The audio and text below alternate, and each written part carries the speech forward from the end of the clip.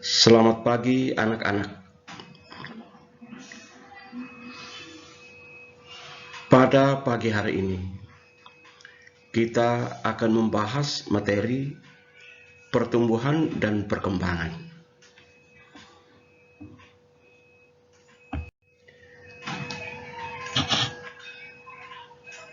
Mari kita simak bersama beberapa pertanyaan penuntun sebagai berikut. Apa yang dimaksud dengan pertumbuhan?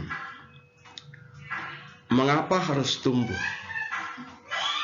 Apakah yang akan terjadi bila makhluk hidup tidak mengalami proses tumbuh?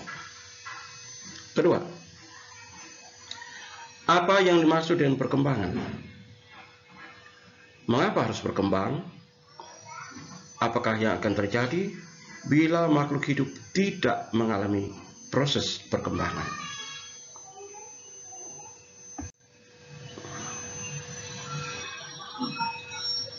Pengertian pertumbuhan dan perkembangan. Pertumbuhan adalah proses bertambahnya volume sel, massa sel, ukuran sel yang bersifat irreversibel atau tidak dapat balik ke bentuk asal yang terjadi pada makhluk hidup. Pertumbuhan dapat diukur, karena itu dapat dinyatakan dengan angka. Pertumbuhan itu bersifat kuantitatif.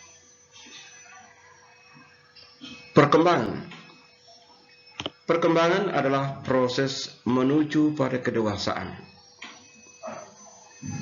Perkembangan tidak dapat diukur, karena itu tidak bisa dinyatakan dengan angka-angka. Perkembangan bersifat kualitatif. Gejala pertumbuhan dan perkembangan. Pertama, gejala pertumbuhan. Antara lain, tanaman bertambah tinggi, anak ayam bertambah besar, manusia bertambah tinggi, daun bertambah lebar, diameter batang bertambah besar, dan sebagainya. Gejala perkembangan antara lain, munculnya bunga pada tanaman diikuti buah dan biji. Timbulnya pertumbuhan kelamin sekunder pada manusia. Misalnya, tumbuhnya jakun pada pria, kumis pada pria, membesarnya pinggul pada wanita, membesarnya payudara pada wanita, tumbuhnya rambut di sekitar alat kelamin, dan sebagainya. Pertumbuhan dan perkembangan pada tumbuhan tingkat tinggi diawali dari biji. Biji merupakan hasil fertilisasi antara sperma dan ovum yang tumbuh menjadi zigot. Zigot kemudian tumbuh menjadi embrio. Embrio dalam biji dilengkapi dengan cairan makanan atau endosperma. Selanjutnya, embrio akan berkecambah menghasilkan individu muda. Pertumbuhan dan perkembangan merupakan hasil dari 3 kegiatan, yaitu pembelahan sel, pembesaran sel, dan diferensiasi sel. Pembelahan sel yaitu sel membelah secara mitosis untuk menghasilkan 2 sel anak. 2 sel anak yang terbentuk kemudian akan membelah lagi menghasilkan 4 sel anak, dan seterusnya sehingga terjadi pertambahan jumlah sel. Pembesaran sel yaitu pertambahan ukuran sel anak sebagai akibat bertambahnya substansi material dalam sel. Diferensiasi sel-sel yaitu perubahan sel-sel selama masa pertumbuhan hingga terbentuk organ-organ yang mempunyai struktur dan fungsi berbeda. Misalnya akar, batang, dan daun. Struktur biji. Biji yang sudah cukup dewasa, yang terdapat dalam buah-buahan, yang masak. Secara fisik terasa keras jika dipegang karena sudah mengalami dehidrasi menjelang pematangannya. Kandungan air dalam biji sekitar 5-15% dari bobotnya. Di dalam biji terdapat embrio yang dikelilingi oleh kotiledon yang membesar karena mengandung cadangan makanan atau endosperma. Embrio dan endosperma dibungkus oleh selaput biji yang terbentuk dari integumen bakal biji. Biji tumbuhan dibedakan menjadi dua macam, yaitu biji monokotil berkeping 1 dan biji dikotil berkeping 2. Di dalam belahan biji terdapat calon individu baru atau embrio yang dilengkapi dengan cadangan makanan. Embrio dikelilingi oleh kotiledon atau daun lembaga, endosperma atau keduanya. Kotiledon berguna untuk menyerap zat-zat makanan dari endosperma yang kemudian dipindahkan ke embrio ketika biji mulai berkecambah. Kotiledon pada biji dikotil berjumlah 1 pasang.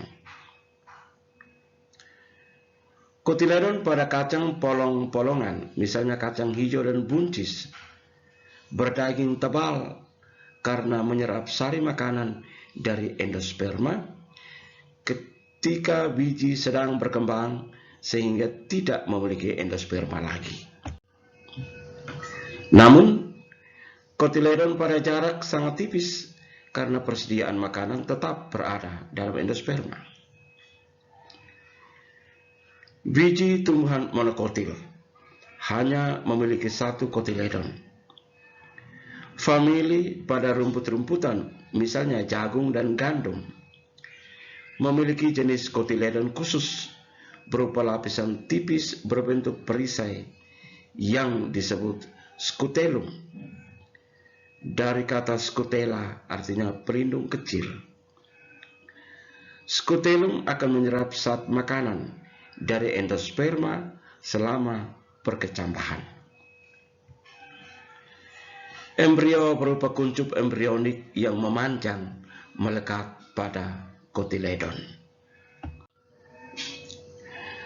Kuncup embrionik memiliki bagian plumula atau pucuk dengan sepasang calon daun, epikotil, ruas batang di bawah calon daun atau di atas kotiledon, hipokotil atau ruas batang di bawah epikotil atau melekat pada kotiledon, dan radikula atau calon akar. Pada biji monokotil, akar lembaga atau radikula diselubungi oleh koleorisa dan pucuk lembaga atau plumula yang diselubungi oleh koleoptil. Saat berkecambah, koleoptil akan mendesak tanah naik ke atas menuju ke udara, sehingga ujung tunasnya akan tumbuh lurus ke atas melalui saluran yang terbentuk oleh koleoptil tubular.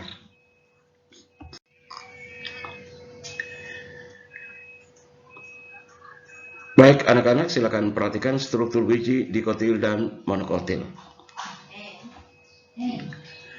Bagian atas itu adalah struktur biji pada dikotil, sementara bagian bawah atau B adalah struktur biji pada monokotil.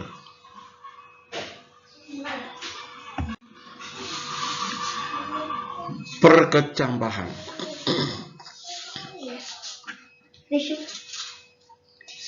Perkecambahan adalah proses pertumbuhan embrio dan komponen-komponen biji yang memiliki kemampuan untuk tumbuh secara normal menjadi tumbuhan baru. Perkecambahan merupakan proses pertumbuhan dan perkembangan embrio.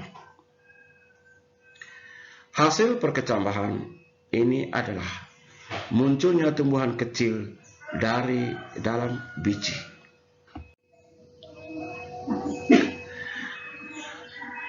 Masa dormansi biji adalah masa ketika sel-sel penyusunya tidak aktif membelah atau tidak tumbuh, tetapi sel tersebut tidak mati. Berakhirnya masa dormansi biji ditandai dengan terserapnya air ke dalam sel-sel biji. Terserapnya air ke dalam sel-sel biji terjadi secara imbibisi, yang merupakan proses fisika. Selanjutnya, air yang masuk ke dalam biji akan membebaskan hormon giberelin atau disebut GA sebagai sinyal kepada aleuron atau lapisan tipis di bagian luar endosperma agar mensekresikan enzim. Enzim menghidrolisis sari makanan yang terdapat di dalam endosperma. Proses perkecambahan dipengaruhi oleh beberapa faktor, yaitu pertama, air diperlukan dalam perkecambahan untuk mengaktifkan enzim. 2. Oksigen diperlukan dalam proses oksidasi sel untuk menghasilkan energi.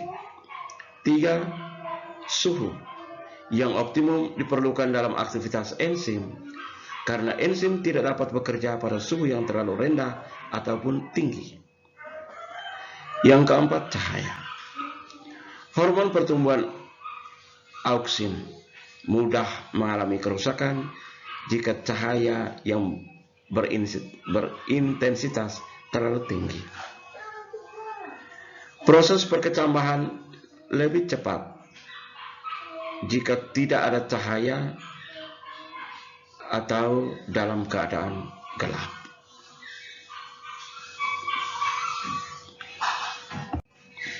Tipe perkecambahan. Pertama, perkecambahan tipe epigeal. Ditandai dengan bagian hipokotil tumbuh memanjang. Akibatnya kotiledon dan plumula terdorong ke atas permukaan tanah.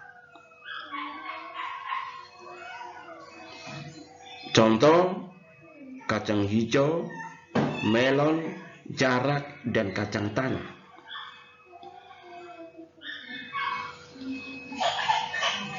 Anak-anak bisa perhatikan pada gambar yang tertera di depan Anda. Kedua, perkecambahan tipe hipogeal ditandai dengan terbentuknya bakal batang yang muncul ke permukaan tanah, tetapi kotiledon tetap berada di dalam tanah. Hal ini terjadi karena pertumbuhan memanjang bagian epikotil menyebabkan plumula keluar menembus kulit biji dan muncul di atas permukaan tanah. Contoh, kacang kapri, padi, dan jagung. Kalian bisa perhatikan gambar yang tertera di depan Anda.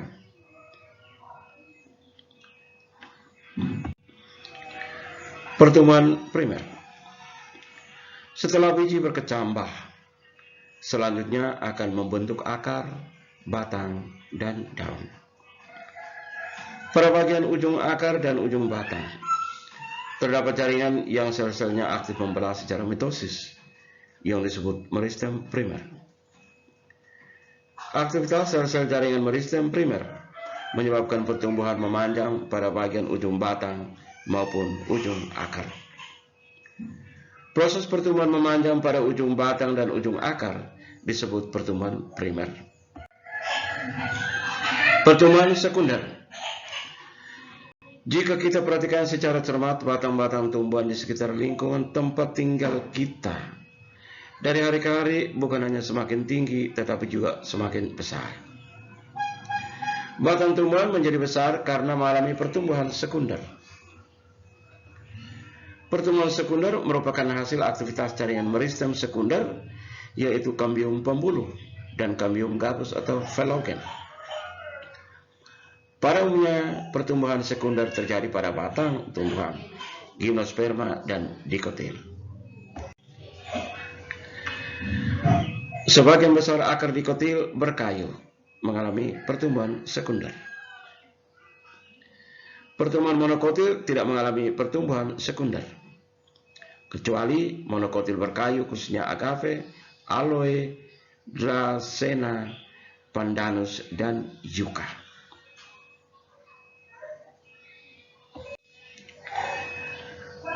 Terima kasih anak-anak untuk perhatiannya. Sampai jumpa lagi di lain kesempatan. Selamat pagi.